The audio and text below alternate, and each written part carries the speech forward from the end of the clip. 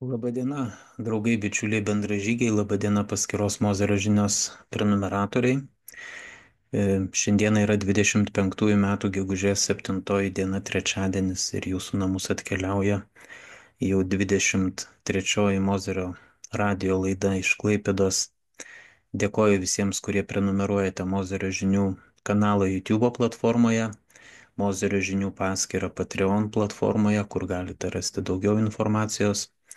Ir jeigu kas dar nesate paskyros prenumeratoriais, tai labai rekomenduoju tą padaryti. Tai prisidės prie informacijos sklaidos, kaip ir prie informacijos sklaidos prisideda jūsų komentarai, kuriuos paliekate Mozerio radio laidų komentarų dalyje. Visiems esu už tai dėkingas.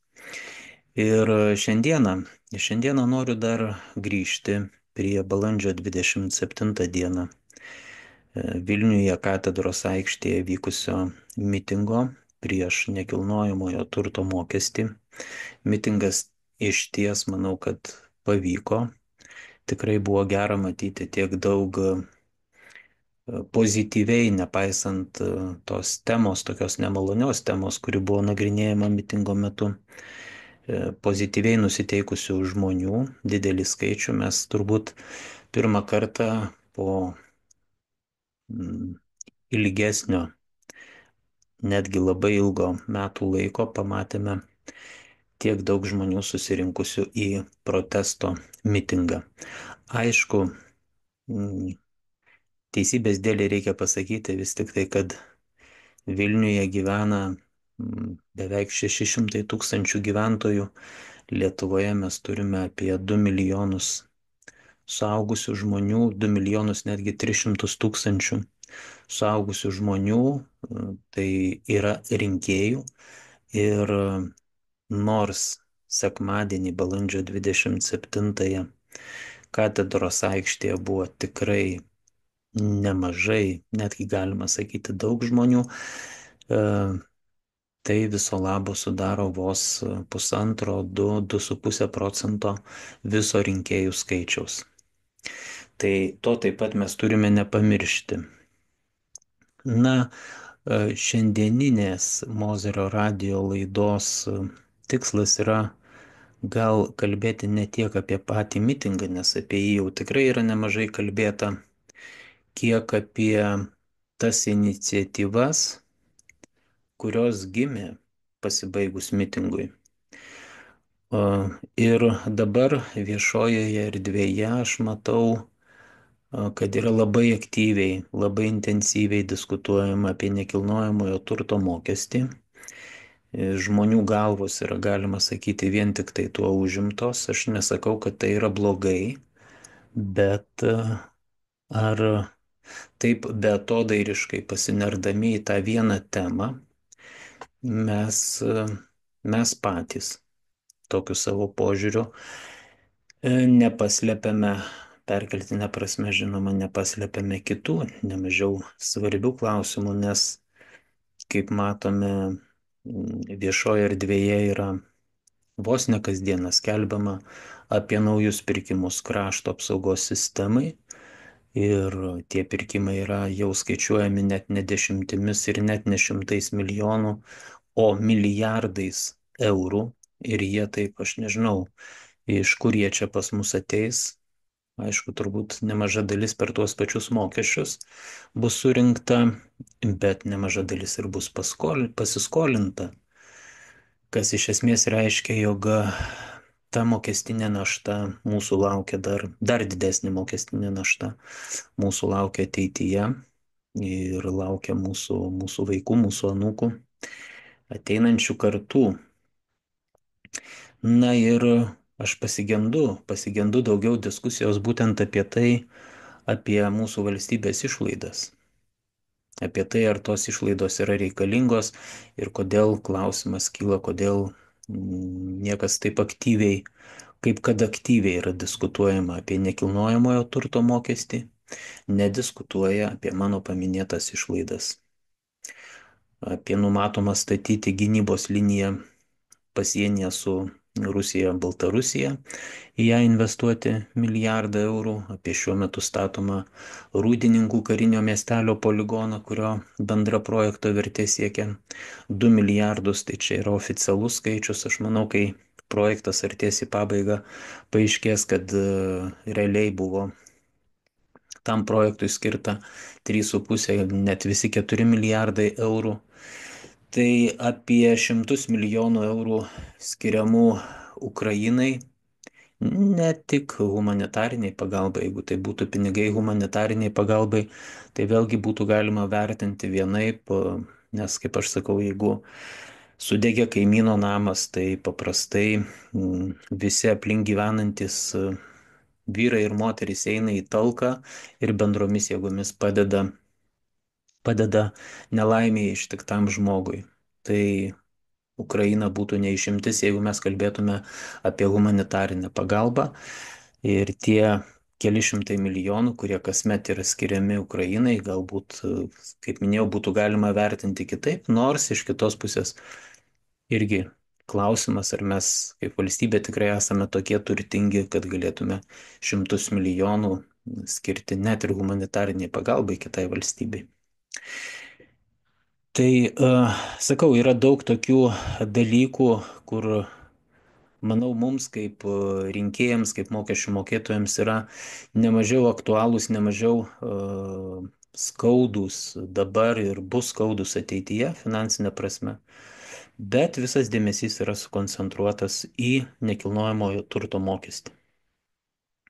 Todėl pasikartosiu, tai, ką esu sakęs kitose platformose, man susidaro įspūdis, kad tas nekilnojamo turto mokestis yra kaip tam tikra dūmų užsklanda tam, kad nukreipti žmonių dėmesį nuo kur kas rimtesnių piniginių, sakykime taip, reikalų. Aš noriu būti neteisus, bet kol kas man būtent toks įspūdis formuojasi. Na, o dabar grįžtu prie tų iniciatyvų, kurios gimė pasibaigus mitingui.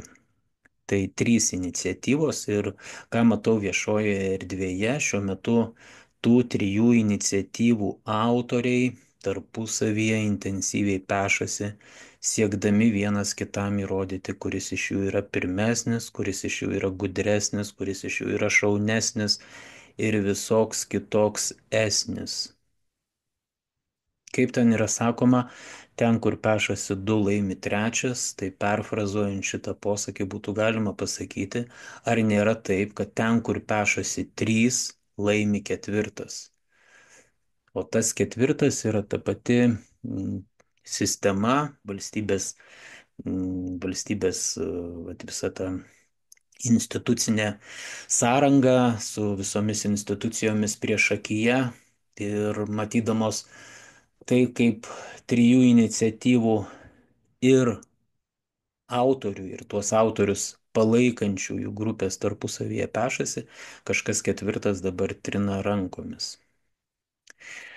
Vėlgi galbūt klystu ir netgi ne apie tai šiandieną noriu kalbėti, nors tą taip pat verta paminėti ir verta į tai atkreipti dėmesį, kai mes eilinį kartą matome, kai geri dalykai patekia į ne visai geras rankas, mano vertinimu, jie gali būti sugadinti ir tai taps dar vienu visuomenėje susikaupusio garo nuleidimu, arba kaip yra populiaru sakyti, nukanalizavimu, ir visi mes liksime it musę kandę prie suskilusios geldos.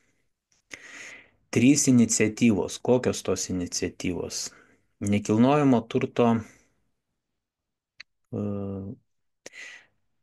Facebook'e yra susikūrusi grupė nekilnojamojo turto mokesčiui ir šios grupės, kuriai vadovauja Raimondas Šimaitis, iniciatyva yra teikti įstatymo projektą Seimui, rinkti piliečių parašus, surinkti ne mažiau kaip 50 000 piliečių parašų ir pateikti Seimui įstatymo projektą, kuriuo būtų numatyta, kad nekilnojamasis turtas yra neapmokestinamas. Kita iniciatyva tai yra peticija. Šios iniciatyvos autoriais yra nurodomi Petras Gražulis ir mm, Artūras Orlauskas. Peticija taip pat prieš nekilnojamojo turto mokestį.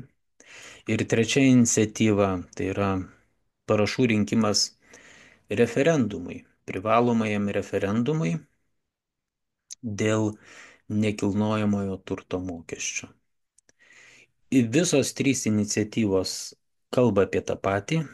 Visų trijų iniciatyvų autoriai pasisako ir juos palaikantis asmenys pasisako prieš nekilnojamąjį turtą. Tai aš pats asmeniškai taip pat pasisakau prieš šį mokestį, kadangi jisai yra socialiai neteisingas mokestis.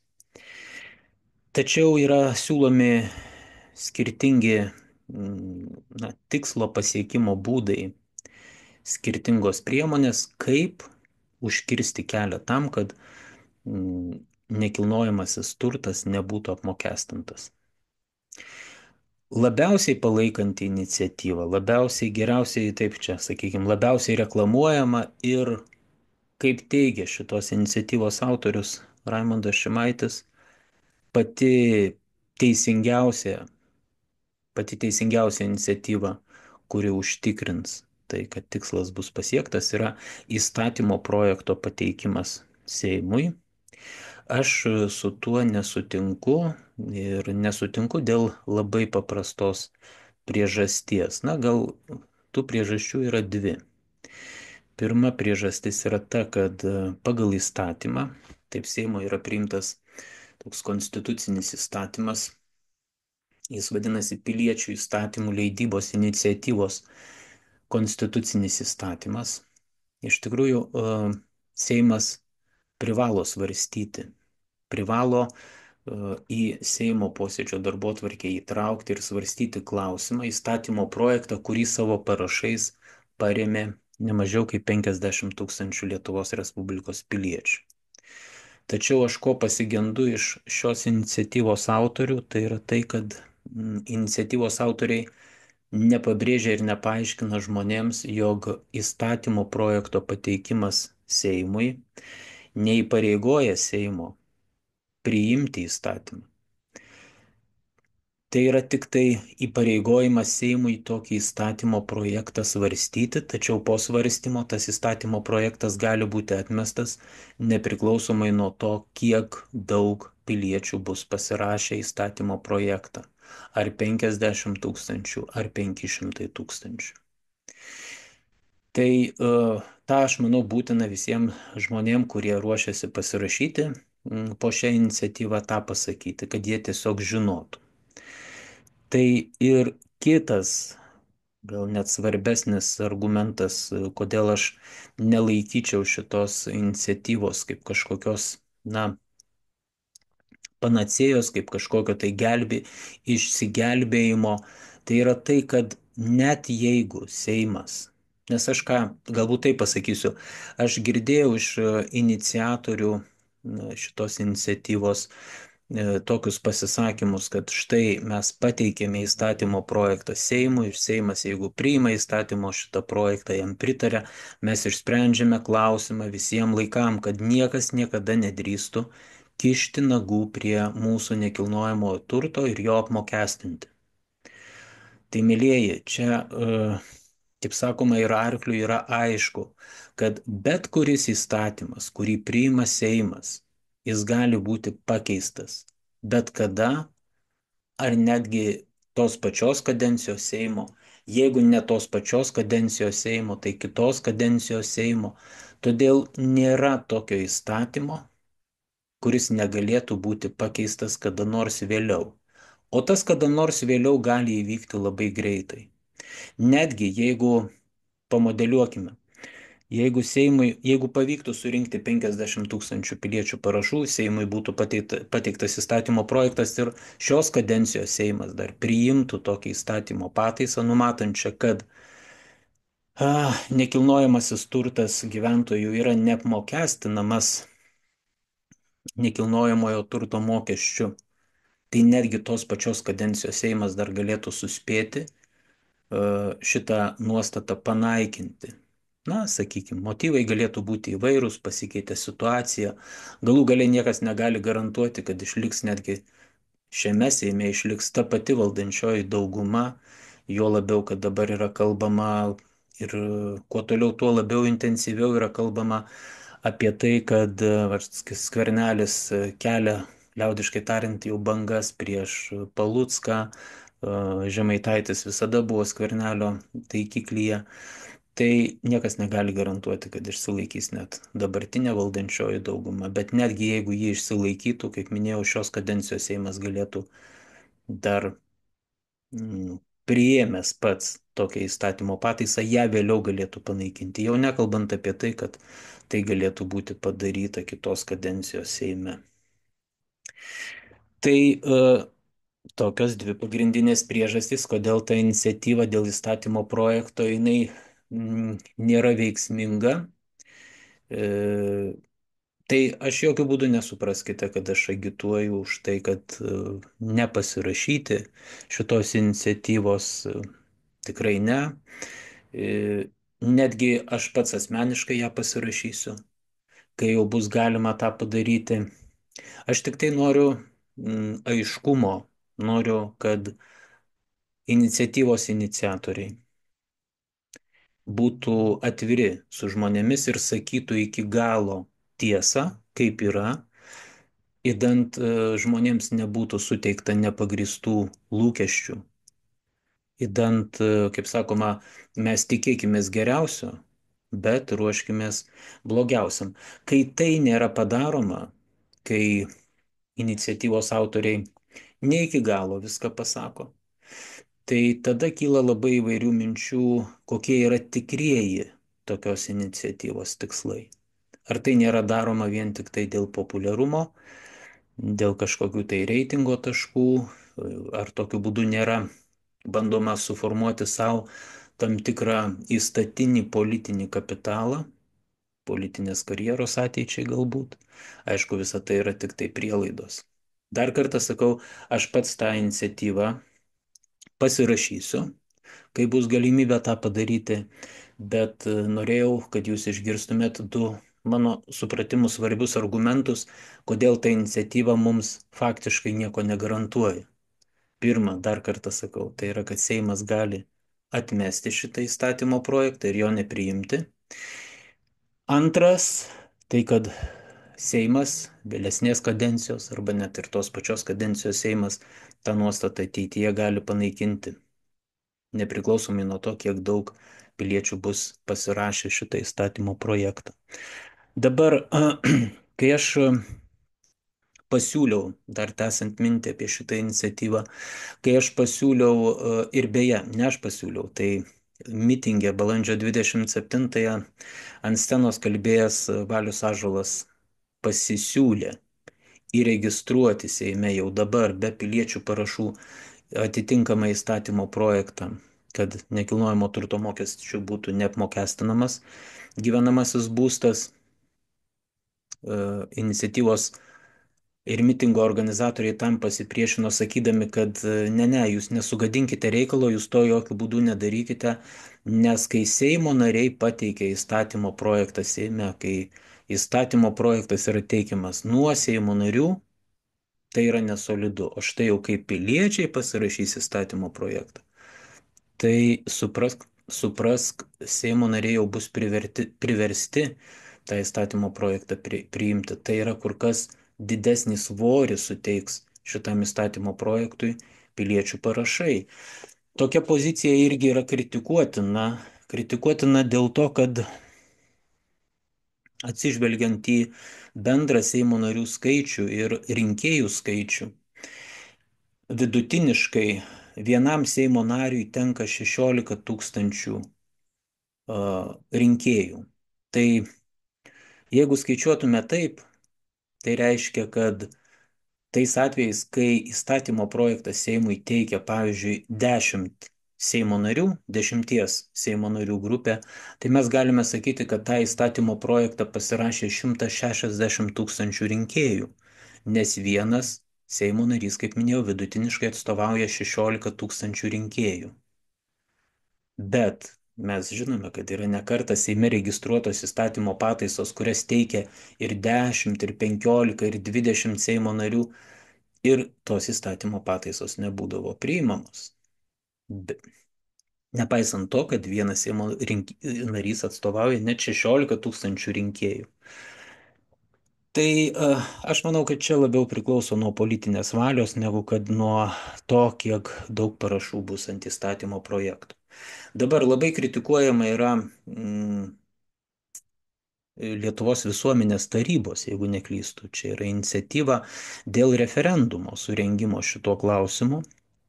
Bet aš sakyčiau, kad jeigu pavyktų referendumas šituo klausimu, tai ir tai būtų privalomasis referendumas ir piliečiai nuspręstų ir referendume būtų pritarta klausimui dėl to, kad gyvenamasis būstas turi būti neapmokestintas nekilnojamo turto mokesčių, Seimas jau privalėtų tokį įstatymą priimti. Galbūt čia ir yra mintis dar teikti referendumui konstitucijos pataisą. Ir jeigu būtų pritarta konstitucijos pataisai referendumų, privalomojų referendumų, ir tai jau būtų įrašyta konstitucijoje, konkrečiai, juodu ant balto, tai tokiu atveju, savame suprantama, tai yra kur kas rimtesnis teisinis instrumentas, kur kas rimtesnė apsauga mums, negu kad eilinio įstatymo pataisos prieimimas. Bet iš kitos pusės šita iniciatyva yra kritikuotina, bent dabartinėmis sąlygomis, kol galioja atitinkamas konstitucijoje įrašyta 300 tūkstančių parašų kartelė reikalinga referendumui surenkti, tai šita iniciatyva yra kritikuotina dėl to, kad mažai tikėtina, jog ją pavyks įgyvendinti. Tai netgi surinkus 200 tūkstančių parašų referendumas nebus skelbiamas, nes reikia mažiausiai surinkti 300 tūkstančių parašų tam, kad referendumas būtų paskelbtas. O tam, kad klausimui būtų pritarta referendume, tai turi už klausimą pasisakyti ne mažiau kaip pusė visų Lietuvos Respublikos piliečių, visų Lietuvos Respublikos, atsiprašau, rinkėjų tiksliau, ne piliečių. Tai ir trečia iniciatyva - peticija. Aš manau, kad, asmeniškai manau, peticija yra tikrai irgi sveikintinas dalykas. Aš taip pat, jeigu bus galimybė, aš pasirašysiu, padėsiu parašą po šitą peticiją. Ir jeigu grįžtant prie to varianto, kad įstatymo projektą Seimui teiktų vis tik tai Seimo narių grupė ir jinai galėtų pasiremti tiesiog piliečių parašais, kurie yra padėti ant peticijos, tai turėtų lygiai tokį patį svorį, kaip kad tie piliečių parašai, kurie bus padėti ant įstatymo projekto, už kurio iniciatyvą pasisako mitingo nekilnojamojo turto mokesčiui ne organizatoriai. O geriausias, aišku, variantas yra tai, kad visų tų trijų iniciatyvų autoriai kažkaip rastų galimybę susivienyti, bet noro vienytis nėra. Ir vėl jo nėra.